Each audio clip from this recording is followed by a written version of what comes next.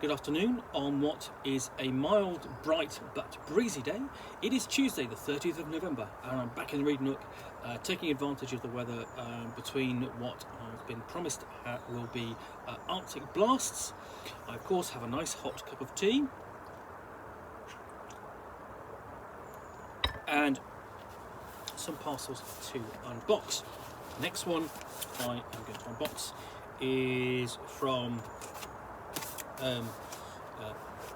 Waterstones. So let's find out what's in here.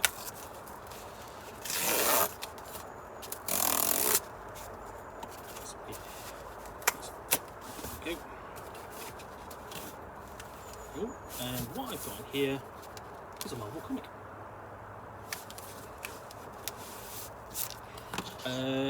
And what I've got is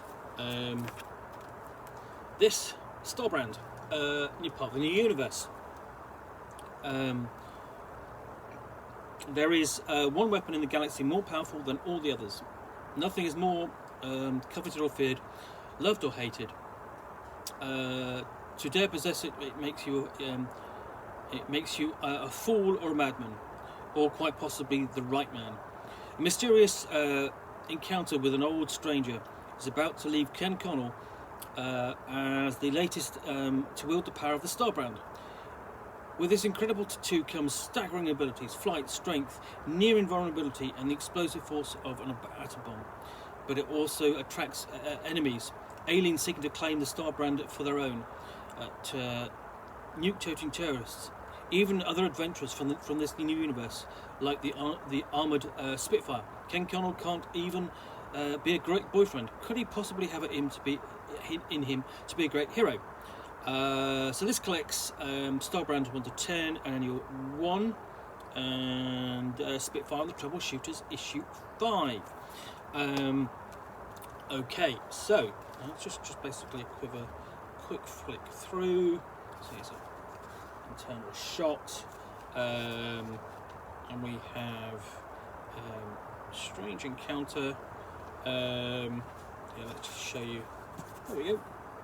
So this, you can see that this came out. This is classic 80s style artwork for the Marvel Universe, but it's not the Marvel Universe that you would know, because 1986, the editor-in-chief Jim Shooter decided he would do something special to mark Marvel's 25th anniversary. What eventually was published was the new universe, which was an entirely separate universe to the Marvel Universe, completely different, although ultimately elements of this new universe, primarily the Starbrand, would leak back in sort of like decades later. But what separated this new universe was essentially that as each issue came out of the comic, basically time would pass at the same rate, and there were no other superheroes, and death was a possibility, and there was sort of like magic and stuff like that. So it was very different in tone. And oh, hold on a minute, I've got a visitor. Cat, who is not ours, has come back for a visit and a fuss, so that gave it a really different kind of feel to the rest of the what Marvel was doing at the time, which obviously was would have been, trying to think now, what X-Men and the Avengers and so on. So if you were getting into comics back then, it came along promised something new and different, and I've always got a thing for, I really like getting on the ground level of new I've done in the past, because I don't read a lot of superhero comics these days, pick and choose. Always like getting at the starting point and reading them, and that really wasn't possible with a lot of Zip Marvel comics back in the day, and it still isn't today. Obviously it's more easier today because essentially they do these resets, but they didn't do the resets back in the 80s. They're very much a 21st century thing. Certainly for Marvel, DC did it famously with Crisis on Infinite Earths, which would lead to sorry, I was getting very insistent when it comes to a fuss, which would come to which would basically reset the DC universe, and will come result in things like Man of Steel, the first volume of which I have done an unboxing of.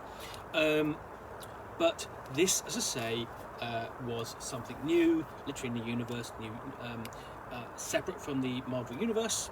And it basically told a very similar tale.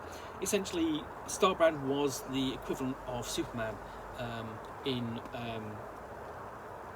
this world, but he would be basically ordinary person, gets these superpowers, has to deal with them. Kind of classic story that we kind of see again and again in superhero comics, but he doesn't actually deal with it very well. Ultimately, I won't spoil it, but it's a fantastic, it's a great story, and I really enjoyed it back in the day. And I've got a whole load of the comics upstairs, but it's a chance to have it in sort of like collected form. Sorry, he's being very nosy and insistent. Sorry, aren't you? There you go. So yeah, this is Tiddles cat, who is not ours, but he lives in our greenhouse because it's been very cold. So let's have a look. So this is actually written by Jim Shooter, Roy Thomas, Carrie Bates, Bobby Chase, George Carragon, with Jerry Conway. Names you'll recognise, Joe Romita artwork, and others. So let's list the credits.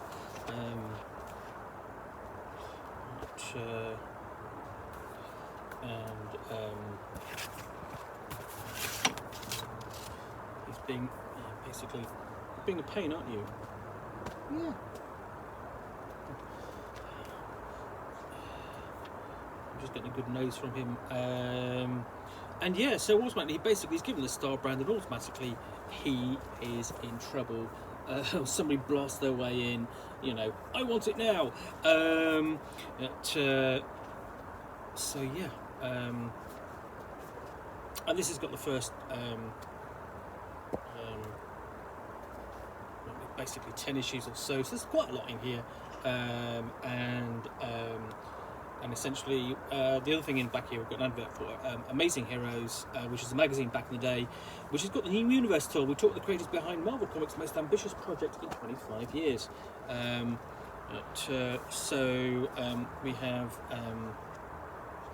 We have 1961, the Marvel Universe begins, and then when 1986, we have the new universe will begin this summer. And then basically the adverts that basically the Marvel was running in the back of its comics back in the day. I think it's a really nice addition. Expected the unexpected, the new universe coming this summer from Marvel Comics. Another advert. That's a nice addition as well. Again, I really like the inclusion of these adverts. Basically, we've got more here. And this one is actually better because you've got a better range of, it shows you just some of the characters that were available that you could read as part of the new universe. And I was getting all of the comics back in the day because I was a comic geek, and we really just got into I was basically I got into comics with Watchmen and Return of the Dark Knight. And when we have the official Marvel news magazine, Marvel Age, behold the new universe. I mean, some of this stuff I haven't seen, but some of it I'm familiar from the time. And then we've got the Starbrand editorial by Jim Shooter. And Jim Shooter would also go on to create another of my favourite universes, which would be the Valiant Comics universe. See, I told you how I enjoyed the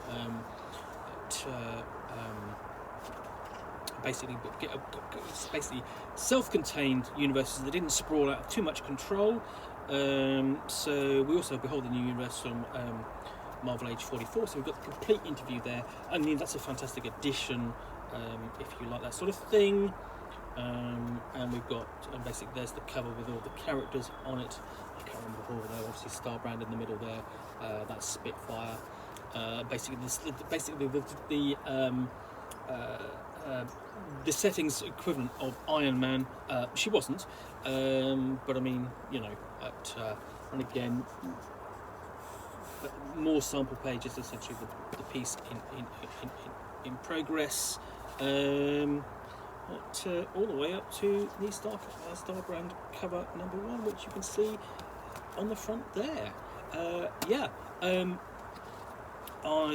looking forward to reading this again after basically what is now, well, 35 years or so. Just bring back memories, or and possibly make me go and dig out the original comics I've got upstairs. So yeah, that's Starbrand New Universe Volume 1. I will have to go and track down the subsequent volumes. In the meantime, thank you very much for watching another unboxing in the Nook. I hope that was interesting. If you did enjoy it, please do click the like button down below.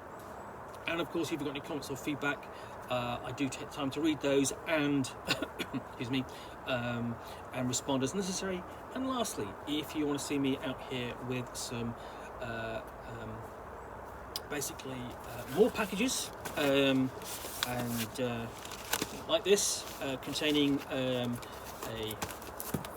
book, but mostly a game, which I will get out, unbox and chat about to the best extent of my knowledge for roughly 10 minutes or so, all of course accompanied by a nice hot cup of tea